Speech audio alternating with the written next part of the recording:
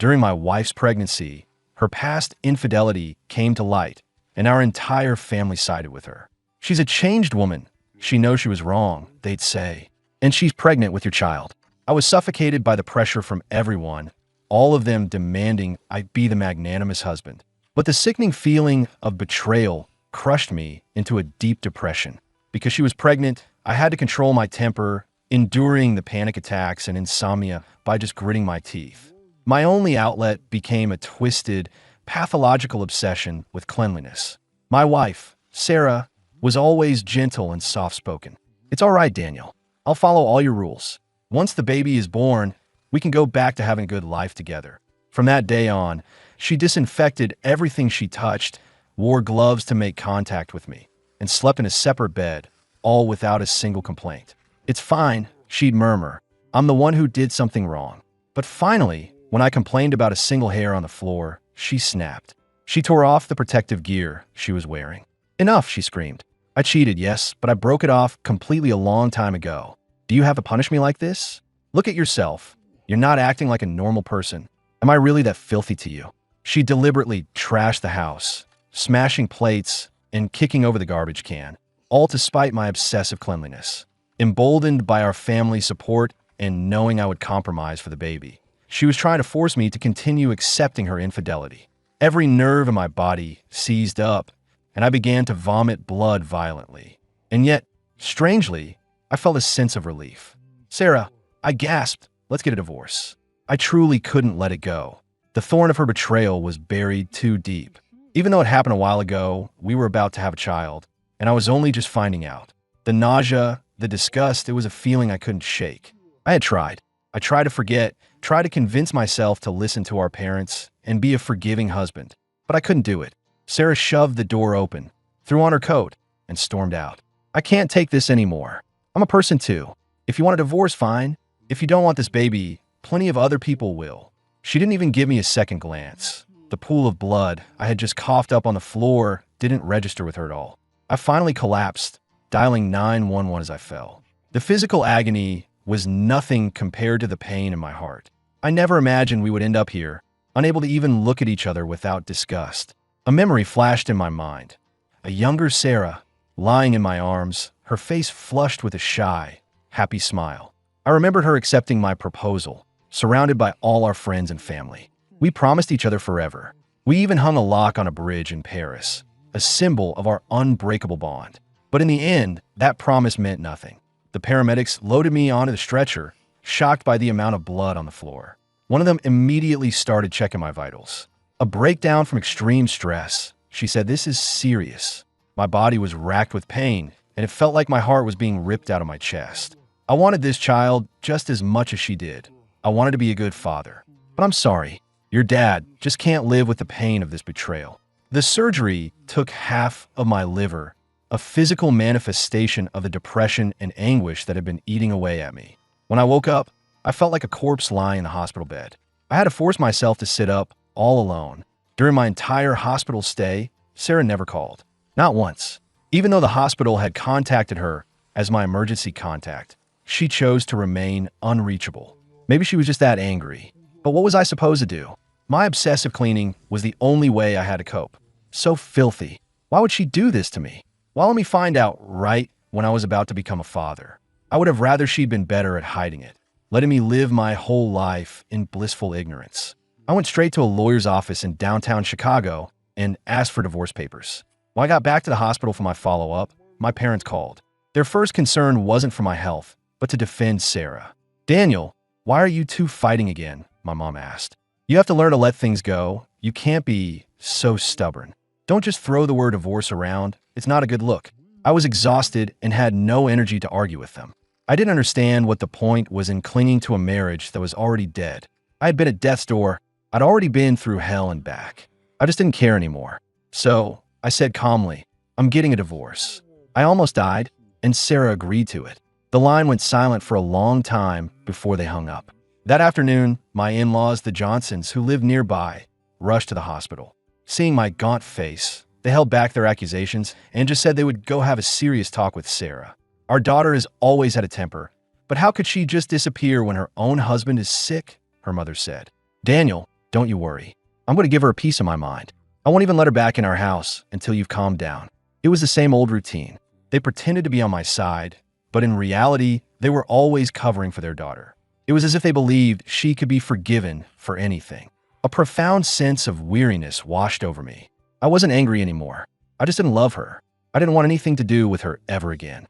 My voice was cold and resolute. "I'm divorcing her." The Johnsons' expressions changed instantly. "Daniel, don't be like that," her father pleaded.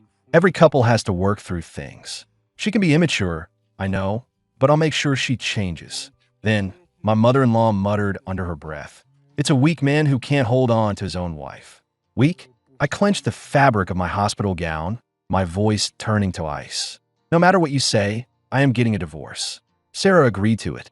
"If you have a problem, take it up with her." Not believing me, they called Sarah right then and there. She was still furious, and when they told her what I'd said, she just doubled down. "That's right, let's do it. I can't take this anymore. Do you have any idea how miserably I've been living? I cheated, okay, but I changed. I fire my assistant. What more does he want from me? Am I supposed to die and go back in time to undo it? I told him I was drunk. It was a mistake. What's done is done. We have to move on. We were about to have a baby. All of that should be in the past." She hung up before they could even tell her I was in the hospital. With those few words, she dismissed all of my pain. Did she think about any of this when she was cheating on me? Cheaters are disgusting. They're the ones who should feel worthless. Why did she have to play the victim? 4 or 5 months, from the moment she got pregnant until now, I had to cater to her every need while completely ignoring my own. I couldn't even take medication for my depression and insomnia. She slept soundly every night while I lay awake, terrified that the baby she was carrying wasn't mine. I felt like a balloon filled with poison, wanting to burst. Every single moment was a painful struggle not to just end it all. I'm a human being, too, who was looking out for me. Why did she have to cry about her pain, her misery, her supposed suffering? My parents, the Millers, arrived next, pressuring me to save my marriage with the same intensity they had used to push me into it. "Listen to me, Daniel. You're not getting a divorce. Will we ever steer you wrong?" To them, their daughter-in-law was a source of pride, a great career, a high salary, someone they could boast about to the rest of the family. But I didn't want any of it. Looking at their pleading, self-serving faces, I smashed a glass against the wall. Enough. From now on, I'm in charge of my own life. When my parents saw they couldn't change my mind, they gave me the silent treatment, threatening to disown me if I went through with the divorce. I ignored them. As soon as I was well enough to be discharged, I took the divorce papers straight to her office. Just as I was about to walk into her office, a familiar figure slipped in ahead of me. The scent of a specific brand of cologne stopped me in my tracks. It was her assistant, Ryan Carter. So this was her idea of firing him? A sharp pain shot through my chest. Another lie. It was an endless cycle of betrayal and deception. So much for her promises to change, for her supposed remorse. The cheerful conversation inside stopped the second I opened the door. Ryan's hand was still resting casually on Sarah's shoulder, far too close for a professional relationship. Sarah's face went pale with panic, but her first instinct was to pull him behind her, as if to shield him. "Daniel, let me explain. It's not what you think," she stammered. She probably expected me to react like I did the first time, to break down like a lunatic, sobbing, demanding she choose between us, forcing her to swear she'd never see him again and come back to our family, even if it meant making a huge, humiliating scene. But I had no interest in that drama anymore. I just felt foolish for how I'd acted before. Infidelity isn't a one-time mistake. It's a pattern. I held out the papers. Sign them. It's the divorce agreement you already agreed to. It'll be final once you sign. Sarah finally seemed to notice the color of my face. It was deathly pale. Daniel, she had assumed her parents were exaggerating about my condition just to guilt her into coming to the hospital to placate me, which is why she had put it off for so long. She wanted to teach me a lesson to make me back down. But now, seeing me in person, she was at a loss for words. "Daniel, I'm so sorry," she stammered. I had no idea you were this sick. I was just so angry." Ryan's eyes welled up with tears, putting on his best victim act. "Daniel, please don't misunderstand. It's all my fault. I can't survive without this job. I know what I did was wrong, and I swear there's nothing going on between me and Sarah. Please don't think the worst." He continued, "That day was an accident. I'm in the lowest possible position here now. I'm begging you, just let me keep my job. He looked more and more pathetic as he spoke, as if he was about to drop to his knees. As he backed away, he bumped into a bookshelf, sending it toppling over. Sarah's first instinct was to jump in front of me, but the moment Ryan cried out, she spun around and pulled him into a protective embrace, completely forgetting she was pregnant. She checked him over frantically. "Are you okay? Are you hurt anywhere?" I had already moved out of the way. The bookshelf scraped past my shoulder as it crashed down, filling the air with dust that choked me and made my eyes burn. You can't fake a reflex like that. I had never been her priority. Sarah had never gotten over him. Then I looked down and saw that a book had fallen open, and from its hollowed-out pages, a used condom wrapper had tumbled out. The sight sent a shock wave through my compulsions. My stomach churned violently, and a wave of nausea so intense forced me to double over, dry heaving helplessly. Only then did Sarah seem to remember I was in the room, rushing over to support me. "Daniel, are you okay?" she asked. I recoiled and shoved her away with all my strength. "Don't touch me. Get away from me. Get out." No matter how much I tried to hold it together, I couldn't stop the tears of disgust and despair. So filthy. Everything was just so filthy. I was the one who had been wronged so terribly, yet not a single person had taken my side or spoken up for me. They all just told me to forgive, to move on. I shoved past them and ran for the restroom, where I threw up until the world went dark. Feeling sick again, I went back to the hospital. As I was about to leave, I saw a commotion at the entrance. My parents were there. They had Ryan cornered, and my father slapped him hard across the face. "You damn homewrecker," my mother screamed. "You think you can mess with my son? How dare you go after a married woman? You have no shame." It turned out Sarah had brought Ryan to the ER for a small cut on his foot and had run right into my parents. A crowd had gathered, shouting insults. "Shameless," someone yelled, and with such a clean-cut face. Ryan, pale as a ghost, broke free and ran towards the roof access stairs. The red handprint on his cheek only made him look more fragile and innocent. Sarah, who had been at the pharmacy, came running. She didn't see anyone else. She didn't see me. Her eyes were only for him as she called out his name, begging him not to do anything rash, using the same soothing tone she once used on me. "Ryan, I'm here for you. Don't do this. As long as I'm here, we can solve anything." Ryan tearfully confessed his love for her, looking utterly broken and pitiful. "Sarah, I'm so sorry. I truly love you. You can't control who you love, but I've tried to bury these feelings." He sobbed, "I'm so ashamed. Please, just let me go. I'm so sorry for ruining your family. I just hope Daniel stops giving you such a hard time." My parents scoffed. A homewrecker threatening suicide? How pathetic. For the first time ever, Sarah, who had always been so respectful to my parents, turned on them. "Stop it," she screamed. "Will you be happy when he's dead?" Sarah continued to plead with Ryan, promising him anything he wanted. Ryan just bit his lip, looking fearfully at my parents. Then, to appease Ryan, Sarah turned her fury on my family.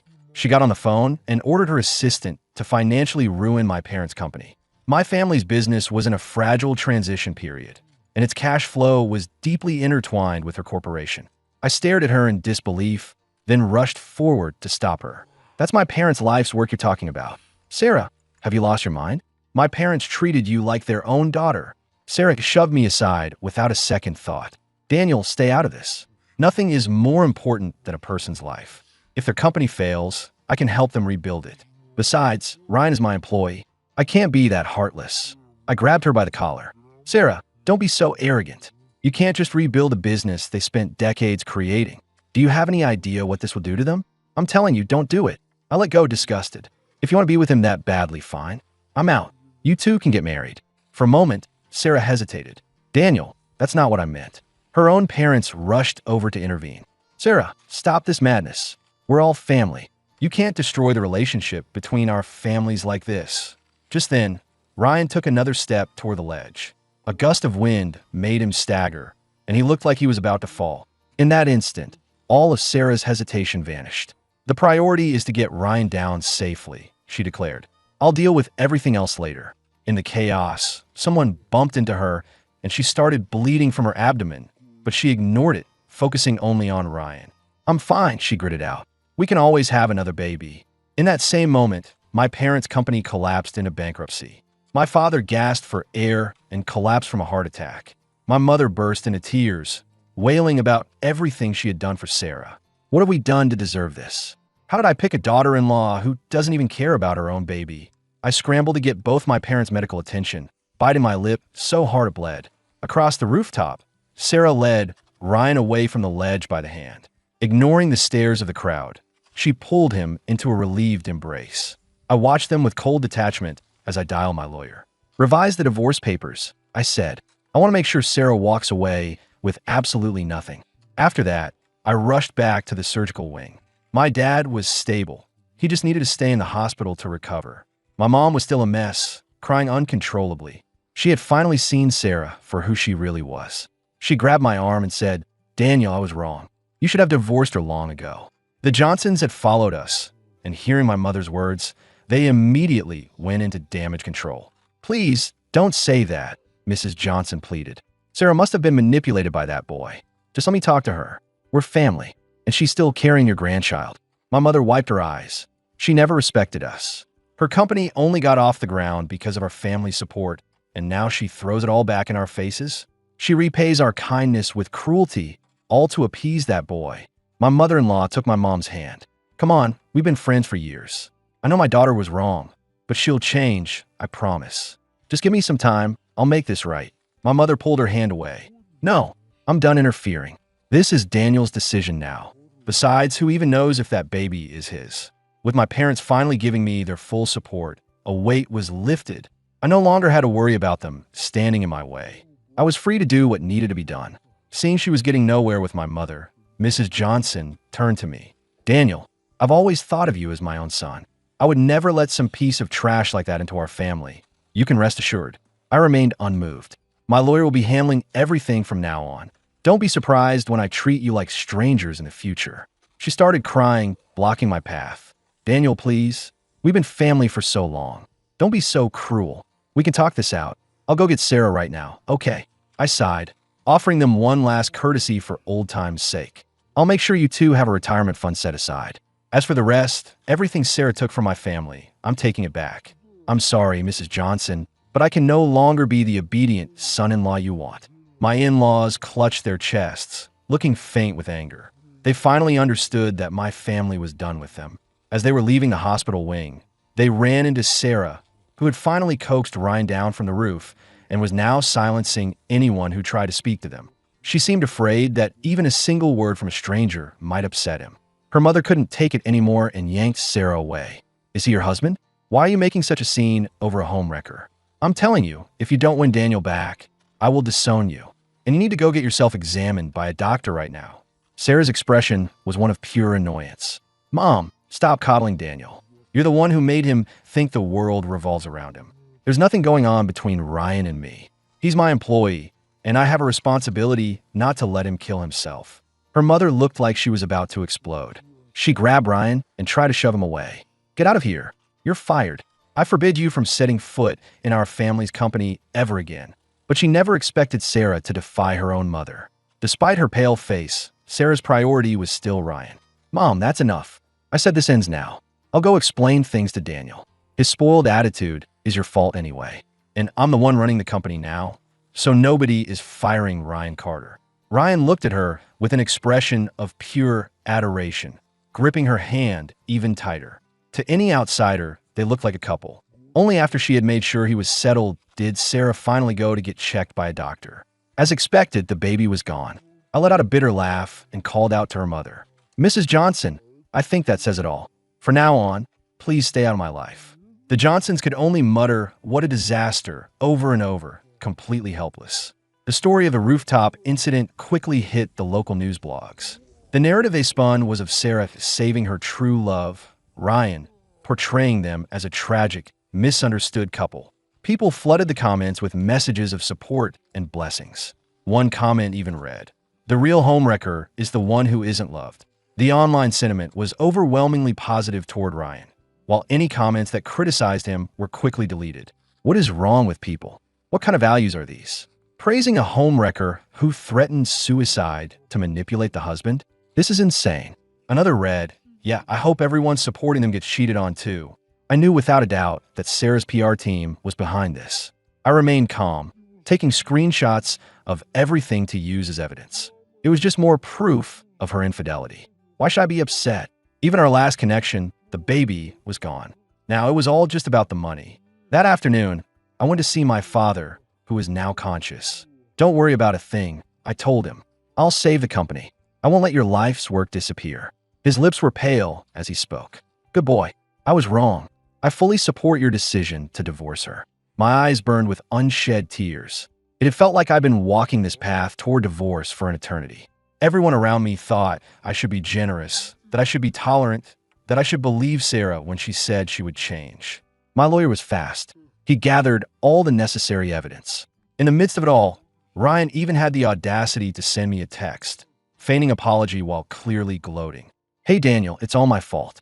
I've been in a really bad place lately, but Sarah has been here with me the whole time, so you don't have to worry about her. I blocked his number immediately. He was nothing but a clown. 3 days after I officially filed, Sarah finally tracked me down. She stared at the legal summons in her hand as if she couldn't believe it was real. Daniel, are you seriously still on this divorce kick? I told you, I'm exhausted. Besides, have you ever stopped to think about why I cheated in the first place? It's because you always have to have things your way. You never listen to me. I just want to let loose for once. Is that so wrong? My hormones were all over the place during the pregnancy. I smirked. You're right. That's why we're getting a divorce. Her tone softened immediately. That's not what I meant. I'm saying we don't have to take it this far. Once I get Ryan settled and on his feet, we could go back to how things were. We can get you help. We can live a good life. As if that were possible. Sarah, you could be so naive. My gaze was like ice. You really overestimate your importance. Before, the only reason I stayed was for the baby. But now you're just filthy to me. Sarah stumbled back a few steps. Even at my lowest point, I had never said anything so cruel to her. But I wasn't taking it back. All this time, my obsessive cleaning was never about punishing her. It was about punishing myself. I would disinfect the bathroom multiple times after getting sick. I felt like my own body was contaminated every inch of me. But I never directed that feeling at Sarah. If she thought my words were dirty, then fine. She was dirty, utterly filthy. Sarah tried to say something else, but I was already walking away. She started to follow, but Ryan held her back. Daniel's just throwing a fit, he said soothingly. He'll get over it. Men don't give up that easily. Don't worry. Hearing that, Sarah seemed to relax. She went back to our apartment, but it was eerily silent. I had cleaned everything meticulously, but a faint stain from the blood I'd coughed up was still visible on the hardwood floor. It was a stark reminder of how critical the situation had been. A pang of regret hit Sarah. She shouldn't have lost her temper like that. Shouldn't have been so focused on her own feelings. For weeks now, Daniel had been so cold, not caving the way she had expected. She ran her hands through her hair in frustration. It had been Ryan's idea to provoke me, saying that sometimes you can't let a man get too comfortable. She didn't know why she had listened to him, but she had been feeling so suffocated that his advice, combined with her own frustration, had made her snap. She thought back on everything. Her first time with Ryan truly had been an accident. She had been drunk after a late night at the office, and things had just happened in a blur.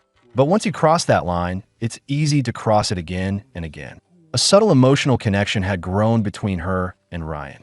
They shared knowing glances, an unspoken flirtation. The whole affair came to light because of her own carelessness. She had bought a new perfume, one that Daniel was allergic to. It just happened to be Ryan's favorite scent. Daniel was too perceptive. He knew something was wrong immediately. From there, he slowly uncovered the entire truth. The moment she was caught, Sarah was filled with regret. She knew she had made a terrible mistake. She didn't want to lose her family. She loved Daniel. They were about to have a child together. It had been a momentary lapse in judgment, a loss of control. That's why she apologized, why she promised to change. Both their families had sided with her, helping her convince Daniel to stay. And eventually, he had relented. At the time, Sarah had sworn to herself that she would do whatever it took to protect their second chance. She knew she was the one in the wrong, so she was willing to do whatever Daniel asked to make it right, especially with a baby on the way. But then Ryan came back. He was crying, saying he couldn't go on, begging her, for old time's sake, just to help him get a job. He promised he wouldn't cause any trouble. Thinking it was a small thing, Sarah had inexplicably agreed. Looking back now, she was filled with regret. She felt like her head was about to split open. How had everything spiraled so far out of control? She didn't understand why she had been so captivated by Ryan back then. Maybe she did have some feelings for him, but she was always clear on her priorities, She had a family, a husband, a baby on the way. Ryan was just a fling, a distraction during a stressful time. She knew it made her a terrible person, but she couldn't help it. Everyone craves a little excitement. But if she were forced to choose, she would always choose her family. As she was lost in thought, her phone started ringing repeatedly. It was Ryan. In the past, Sarah would have answered immediately, but this time she let it ring, finally picking up with a tone that was far from her usual warmth. "What do you want?" Ryan was taken aback. "It's just the power went out of my place. Can you come over? I'm kind of scared."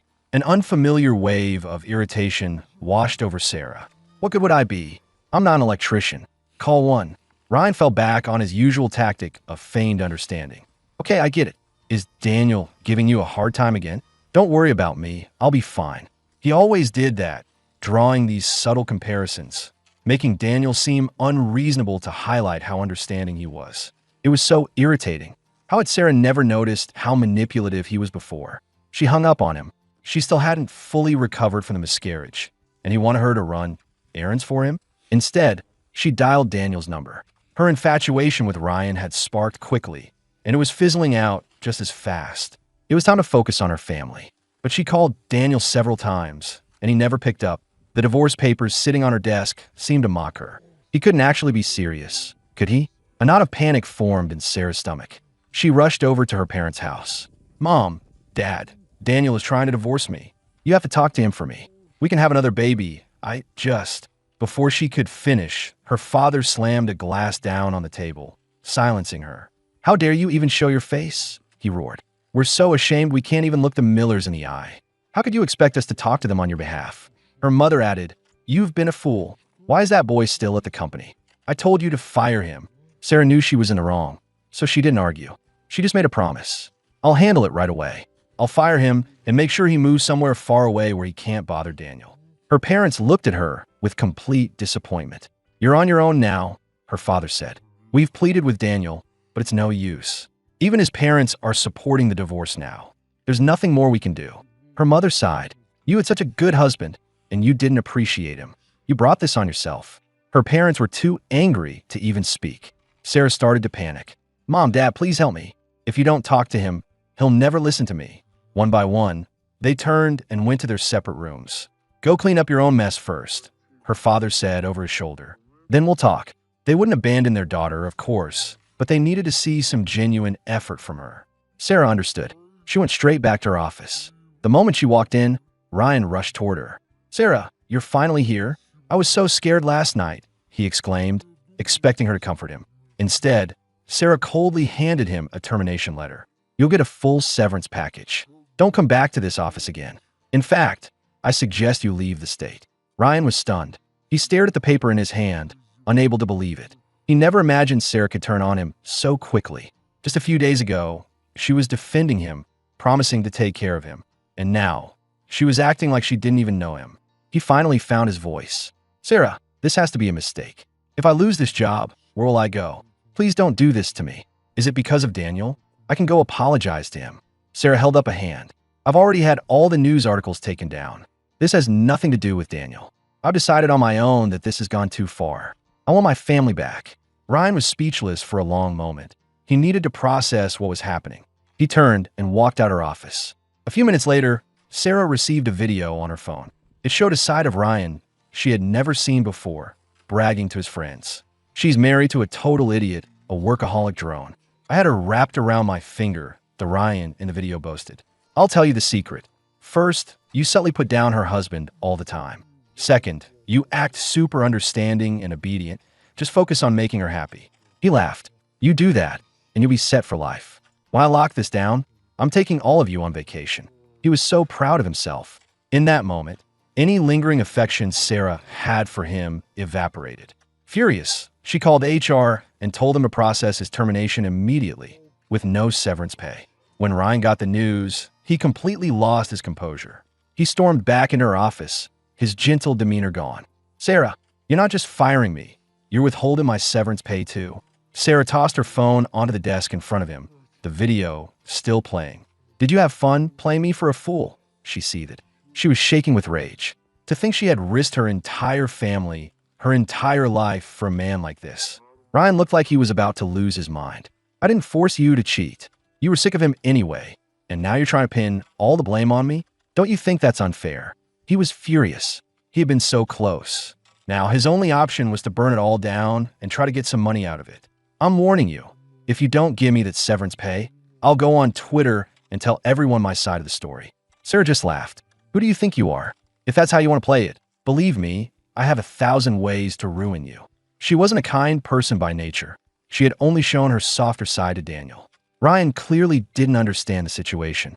He switched back to his pleading act. Sarah, we ended things a long time ago.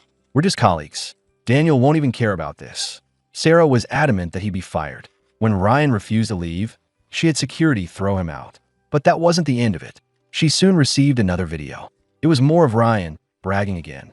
I even made her choose between me and her husband, and she chose me. All I had to do was go up to the roof and cause a little drama. He laughed. Of course I wasn't really going to jump. It was just a way to twist the knife in Daniel's heart. She was even willing to lose the baby for me. And of course, everything had gone exactly as he'd planned. It had been a complete success for him. Sarah was incandescent with rage, nearly destroying her own office. Bastard, she screamed. He had taken her feelings and trampled all over them. What she thought was a genuine connection had just been a game to him. She felt like she was going insane as the regret grew and grew inside her. That night, Ryan went viral. He started a TikTok live stream, planning to play the victim and cash in on the sympathy. But Sarah immediately joined the live stream and systematically destroyed him, exposing him for the fraud he was. She even called him while he was live, her laughter bordering on hysterical. Ryan, you're a pathetic excuse for a man. You want to die so badly? Why don't you go ahead and do it now? The thousands of people who had supported him online turned on him instantly. The homewrecker really should just die, one comment read. Let's not promote this kind of garbage. Ryan was canceled completely and utterly. But Sarah wasn't finished. She dug up evidence of his corporate malfeasance. He had made plenty of mistakes in the past, but she had always covered for him. Now, she filed a lawsuit intending to send him to prison. Ryan finally panicked and began to beg. Sarah, please, I'm sorry. I'll disappear. You'll never hear from me again. I'm begging you. Please don't send me to prison. But Sarah wouldn't listen. She pushed forward with the lawsuit. In the end, Ryan was sentenced to a year in prison. After dealing with Ryan, Sarah's heart was pounding. The whole ordeal had made her realize just how precious Daniel was. She went straight to my parents' house to apologize. She brought gifts for my parents, but they threw her out. My father had lost all respect for her. I worked my entire life to build my company, he told her, and I trusted you enough to bind our futures together. But to you, our family meant less than that boy. My son is doing the right thing. He should divorce you. Sarah was distraught and apologized profusely. Dad, I know I was wrong. I wasn't thinking straight, but I've cut him out of my life for good this time. I even sued him, you know that. I took care of it as fast as I could. My father ignored her. Don't expect me to put in a good word for you. Sarah's face fell. Then can you at least tell me where Daniel is? He won't see me. I can't find him anywhere. Is he here? My mother came to the door and laughed in her face. It's for the best that you can't find him. I no longer approve of this marriage. Seeing that their daughter was finally showing some sincerity, the Johnsons came over as well. They pleaded her case. Please, her father said, this is a family matter. You can see she's serious this time. Just let Daniel come out so we can all sit down and talk like a family.